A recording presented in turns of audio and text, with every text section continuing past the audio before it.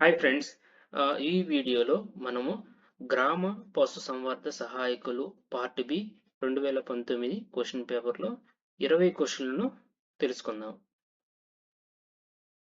First question వచ్చేసి ఆవులలో ఆమ్ల అజీర్ణతను తగ్గించే మందు. ఒకటి వచ్చేసి వినిగర్, వంట సోడా, మూడు వచ్చేసి పొటాషియం క్లోరైడ్, నాలుగు వచ్చేసి ఉప్పు, వంట సోడా. రెండో క్వశ్చన్, ఈ క్రింది వాటిల్లో ఏది శరీరంలోని వాపును తగ్గిస్తుంది? ఒకటి వచ్చేసి ఆట్రోఫిన్స్, రెండు వచ్చేసి మెలాక్సిమ్, మూడు వచ్చేసి పట్టిక మెలాక్సికామ్. మూడో క్వశ్చన్, గొర్రెల్లో దోమకాటు ద్వారా వ్యాపించు వ్యాధి. ఒకటి వచ్చేసి చిటుకు వ్యాధి, రెండు వచ్చేసి నీలుక వ్యాధి, మూడు వచ్చేసి గాలికుంటి వ్యాధి, నాలుగు వచ్చేసి రేబీస్ వ్యాధి. రెండు వచ్చేసి నీలి నాలుక. ఆవులలో మాయ పడుటకు వాడే మందు. ఒకటి వచ్చేసి టైరిల్, రెండు వచ్చేసి రీఫ్లాంటా, మూడు వచ్చేసి అపానిల్, నాలుగు వచ్చేసి నెబాలిన్. రీప్లాంటా. Answer is రీప్లాంటా. ఐదో క్వశ్చన్, ఆవులలో ఋతు చక్రకాలం ఎంత? 15 days, 35 days, 21 days and 25 days. Answer is 21 days. ఆరో క్వశ్చన్, ఈ క్రింది విటమిన్లో ఏది లోపించడం వల్ల రేచీకటి వస్తుంది? A vitamin, D vitamin, B complex vitamin, C vitamin. Answer is A vitamin. ఏడో క్వశ్చన్, పాలల్లో కల్తీ చేయబడిన నీటిని గుర్తించు పరికరము. అంటే పాలల్లో కల్తీ చేయబడిన నీటిని గుర్తించు పరికరము. ఒకటి లాక్టోమీటర్, రెండు హైగ్రోమీటర్, మూడు pH మీటర్, నాలుగు barometer. Answer is lactometer. Stiff cuff test ద్వారా ఈ వ్యాధిని గుర్తించడం ఉపయోగిస్తారు. ఒకటి పొదుగువాపు వ్యాధి, రెండు మైట్రిసిస్ వ్యాధి, మూడు నైఫ్రోటిస్ వ్యాధి, నాలుగు అసైటిస్ పొదుగువాపు వ్యాధి. తొమ్మిదో క్వశ్చన్, ఆంధ్రప్రదేశ్లో కోడిగుడ్ల ధరను ఎవరు నిర్ణయిస్తారు? ఒకటి నాబార్డు, రెండు నాఫెడ్, మూడు బీసీసీ, నాలుగు నెక్. Answer is neck. ప్రపంచంలోనే ఎక్కువ పాలు ఉత్పత్తి చేస్తున్న దేశం. ఒకటి అమెరికా, రెండు పాకిస్తాను, మూడు ఇండియా.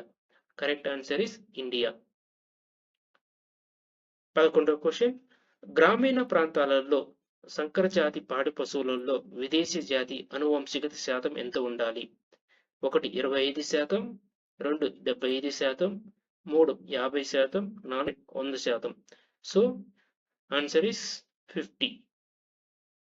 ఏ మేక జాతి మొహర్ని ఉత్పత్తి చేస్తుంది? అంటే ఏ మేక జాతి మొహర్ని ఉత్పత్తి చేస్తుంది? Angora, Alpine, Anglo, Nubian, Saanen. Correct answer is Alpine. 13వ క్వశ్చన్, ఎత్తైన మాంసపు జాతి గొర్రె. ఒకటి వచ్చేసి మాండ్యం, రెండు దక్కని, గంజం, మూడు గంజం, నాలుగు Nellore. Correct answer is Nellore. 14వ క్వశ్చన్, చివరి పాల దారాలలో ఈ క్రింది వాటిల్లో ఏది ఎక్కువగా ఉంటుంది? ఒకటి మాంసకృతులు, రెండు వెన్న, మూడు లాక్టోస్, నాలుగు మినరల్. కరెక్ట్ ఆన్సర్ ఇస్ వెన్న. 15వ క్వశ్చన్, పందులలో యూనిట్ను ఏమని పిలుస్తారు? అంటే పందులు యూనిట్ను ఏమని పిలుస్తారంటే ఒకటోది వచ్చేసి కావింగ్, రెండు వచ్చేసి లాంబింగ్, మూడు వచ్చేసి పరోయింగ్, నాలుగు వచ్చేసి kidding. Correct answer is farrowing. 16వ క్వశ్చన్, దూడల దానాలో జీర్ణమగు మాంసకృతుల శాతం ఎంత ఉండాలి? అంటే ఒకటి 10%, రెండు 14%, మూడు 21%, నాలుగు 27%. ఎంత ఉండాలి? 21% ఉండాలి. లిప్ డోన్ స్మియర్ పరీక్ష ఏ ద్వారా నిర్ధారణ ఉపయోగిస్తారు? అంటే లిప్ డోన్ స్మియర్ పరీక్ష ఏ ద్వారా నిర్ధారణకు ఉపయోగిస్తారు? బేబిసిస్, మోయసిస్, ట్రిపానోసోమియాసిస్, థైలీరియాలిసిస్, మోచ్. Correct answer is థైలీరియాలిసిస్.